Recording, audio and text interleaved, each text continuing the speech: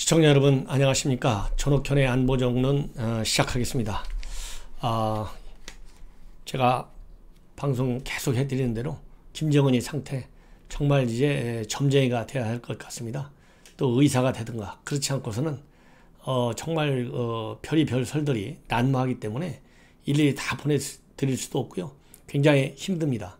자, 그렇다고 본다면 김정은이 신병 건강 이 이상설이 한동안 계속적으로 지난 4월 21일 날 데일리 NK와 CNN을 보도를 계기로 해서 갑자기 확 번지다가 우리 정부는 계속 불을 끄고 있었지 않습니까? 그리고 미국 정부도 좀 조용히 있었는데 바로 어제와 그제 이 미 정부 당국자 중에서 제일 센 사람들이 누구겠어요? 트럼프하고 폼페오잖아요. 근데 이 두 사람, 특히 트럼프 대통령이 한마디 했어요. 이것이 제가 보기에는 상당한 파장을 일으키면서 잠잠해 가던 건강 이상 별거 아니다 라고 하는 그러한 평가에 불을 지피고 있습니다. 왜냐하면 트럼프 대통령이 바로 어제 30일입니다. 현지 시간으로 김정은이한테 무슨 일이 일어나고 있는지 매우 잘 알고 있다 했잖아요. 매우 잘 알고 있다. 그리고 그렇지만은 모든 것이 잘 되기를 바란다. 또 이렇게 얘기했단 말이에요. 그리고 머지않은 장래에 소식을 듣게 될 것이다. 이렇게 얘기했어요. 그리고 하지만 지금 당장은 얘기할 수 없다. 이 얘기는 뭔가 있지 않고서는 그야말로 미국의 대통령이라는 얘기는 여기서 미국이 세계 최강의 제1의 정보 강국 아니겠습니까? 이 미국 정보를 바탕으로 해서 얘기하는 사람이 당연히 트럼프죠. 이런 트럼프 대통령이 미 정보기관으로부터 구체적인 김정은의 건강 이상설 이런 보고를 받지 않은 상태에서 이렇게까지 상당히 구체적으로 뭔가 이상 징후가 있다라고 하는 것을 직접 시인한 거나 마찬가지예요. 이러기 때문에 다시 이제 김정은이 건강에 이상이 있다 이렇게 나오고 있는데요. 이 중에서도 특히 이제 중국 쪽에서 또 대만 쪽에서 많은 정보들이 나오고 있어요. 특히 외신들도 중국 내 소식통을 이용해서 보도하는 경향이 많아지고 있습니다. 그만큼 중국이 북한과 관련된 정보 시장이다. 이것을 이번 사태를 계기로 해서 여실히 증명해 주는 것이고, 그래서 중국 내에서는 세계 각국의 정보기관들이 엄청난 눈에 보이지 않는 정보 전쟁을 하고 있습니다. 그 이유는 중국과 북한 간의 외교적인 전략적 관계도 있지만은 지정학적 관계도 영향을 주고 있다. 왜? 북한과 가장 국경을 맞이하고 있는 제일 중요한 G2 국가가 바로 중국 아니겠습니까? 중국은 북한의 후견인 역할을 하고 있는 나라가 또 중국이에요. 그러다 보니까 탈북자들이 가장 또 많은 데가 중국이에요. 이런 외교적, 그 다음에 군사적, 지정학적, 그 다음에 사실상의 여러 가지 측면에서 뗄래야 뗄 수 없는 관계예요. 그러다 보니까 중국이 북한 정보, 특히 이렇게 김정은의 건강 이상과 관련된 매우 민감한 정보, 사실상 시장 역할을 하고 있다. 이 얘기는 뭡니까? 브로커들이 그만큼 많이 뛰고 있다. 그 얘기는 결국은 이 놔두는 김정은 건강 이상과 관련된 뉴스들, 이것이 사실이 전혀 아닌 경우도 있고 부분적 사실인 경우도 있고 그나마 사실에 근접한 평가를 받는 뉴스일 수도 있다. 이런 것을 우리 시청자 여러분들께서 사전에 기본으로 머릿속에 넣어두시고 각종 뉴스를 분석하고 판단하시는 것이 좋을 것 같습니다. 그래서 최근에 나와 있는 또 트위터에 지금 중국 내에서 또 이 국제적으로 많이 돌고 있다고 그러는데요. 이 트위터에 올린 내용들은 바로 뭐냐? 중국 의사들의 대화방 캡처 사진이 떠돌면서 결국 김정은이는 현재 뇌사 상태로구나. 이런 내용을 알려주고 있어요. 그러나 이 내용은 이런 내용들을 캡처까지 해서 트위터에 올리는 사람들은 한 사람은 캐나다에 있는 사람이고 중국인이고 한 사람은 텍사스에 있는 또 중국인이에요. 그리고 중국인인데 이 사람들이 대화방을 캡처해가지고 결국은 현재 김정은이의 호흡과 심장 박동이 정지해 있다. 이것은 절대적으로 신뢰할 만하다. 김정은 치료를 위해서 북한을 방문한 의사로부터 직접 들은 소식이다. 그리고 김정은이가 현재 식물인간이 됐는데 이 상속인이 있어서 망하지는 않을 것이다. 여기서 상속인 후계자가 있다는 얘기죠. 그래서 김정은이 세상을 떠나더라도 주체 사상을 따르든가 아니면 미국과 중국 사이에서 줄타기를 하든가 아니면 친중으로 흐르면서 뭔가 미국으로부터 이익을 취하려고 할 것이다. 예, 이런 얘기들이 지금 나오고 있어요. 그리고 김정은이가 후계자 된다 안 된다 이런 얘기가 또 계속해서 나오고 있는데요. 이러한 내용들이 또 미국에서 이 미국계 중국인들이 운영하고 있는 중국, 그러니까 미국계 중국인들이 운영하고 있는 그러한 그 신문들, 당연히 중짜 신문이겠죠. 이런 신문에까지도 지금 게재가 되고 있다. 예컨대 미남신문이라고 하는 신문이 있는가 봐요. 예. 그래서 이런 것이 이제 우리 일부 언론에 다시 떠돌고 다니고 트위터에 계속 확산되고 있는데, 제가 보기에는 이 얘기는 물론 우리 국내에서도 지금 현재 이번에 당선자 있잖아요. 우리 그 미래 한국당에 당선된 지성호, 이런 탈북자들도 99.99%가 죽었다. 또 이 장성민 전 청와대 국정실장, 국정상황실장 D-Day 정부 때 이 장성민 이사장도 사실상 식물인간이나 마찬가지다, 이렇게 얘기를 하고 있어요. 저도 방송을 해드렸습니다.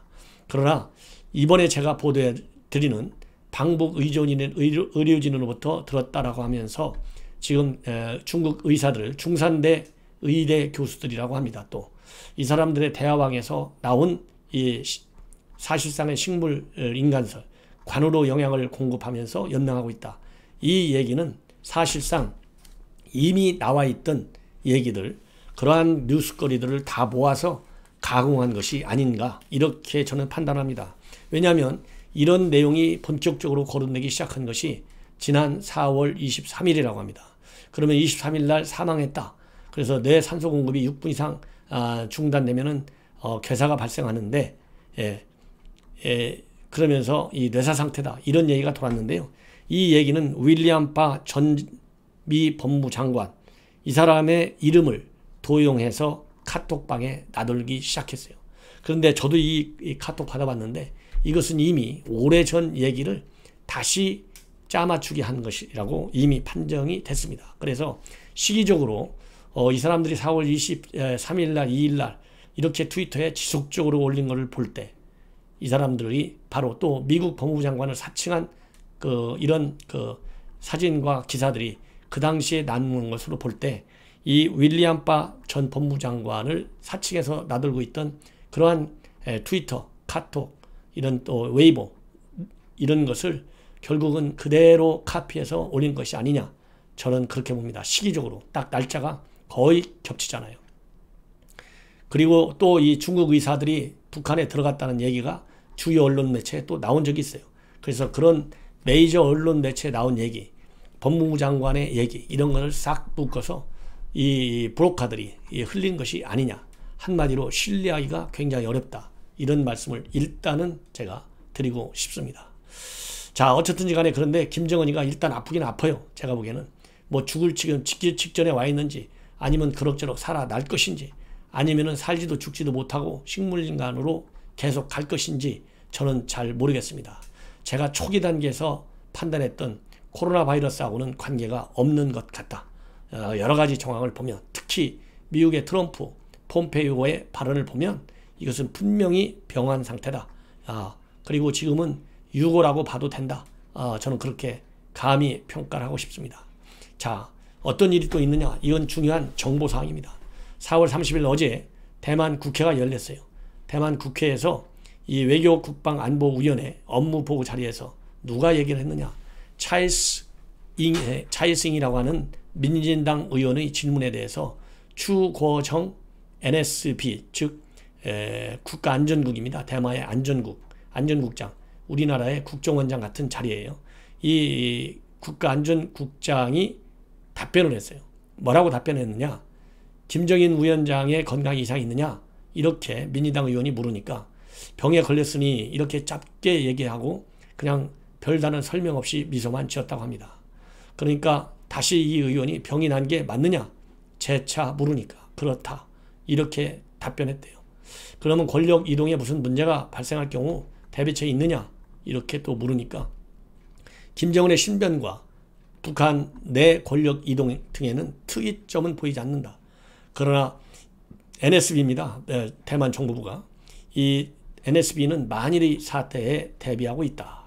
이러면서 계속해서 이제 김정은 신변 질문이 이어지니까 여러 곳에서 관련 정보가 나오고 있고 NSB도 많은 정보를 갖고 있다.